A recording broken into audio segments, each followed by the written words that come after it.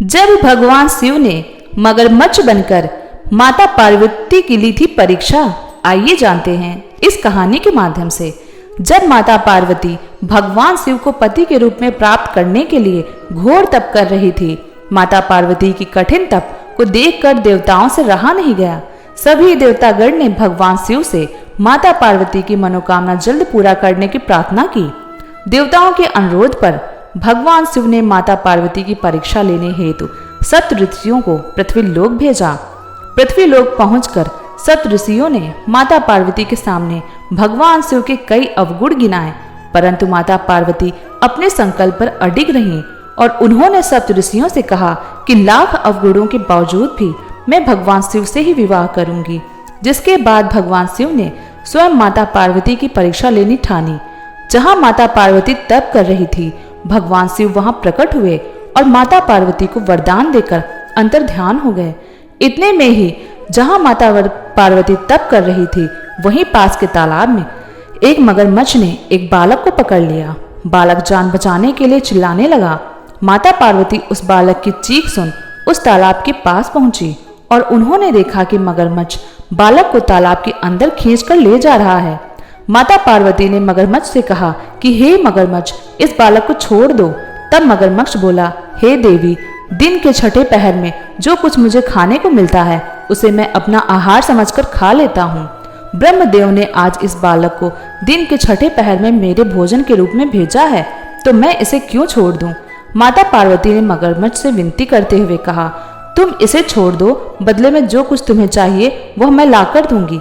माता पार्वती की बात सुनकर मगरमच्छ बोला, हे देवी, एक ही शर्त पर मैं इसे छोड़ सकता हूँ।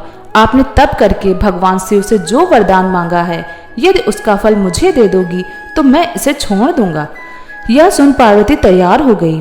उन्होंने कहा, मैं अपने तप का संपूर्ण फल तुम्हें देने को तैयार हूँ, परंतु तुम इस बालक को छोड़ दो।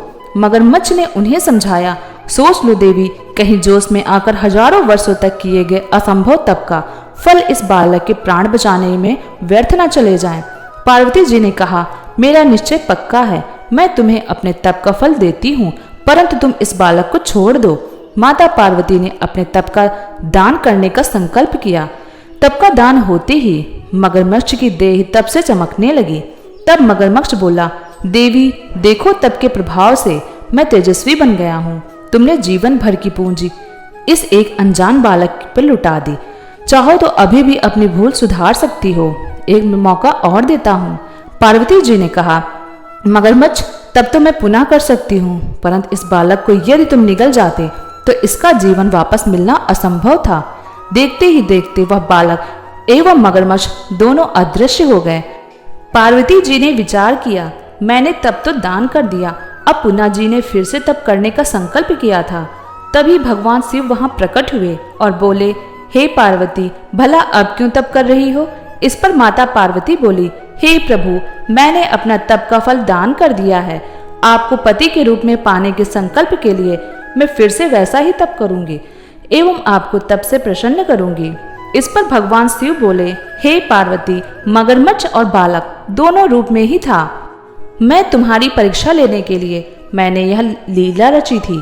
तुमने तो अपने तप मुझे ही दे दिया, इसलिए अब तुम्हें तप करने की कोई आवश्यकता नहीं है। माता पार्वती ने भगवान शिव को प्रणाम किया एवं प्रसन्न मन से विदा किया। हर हर महादेव।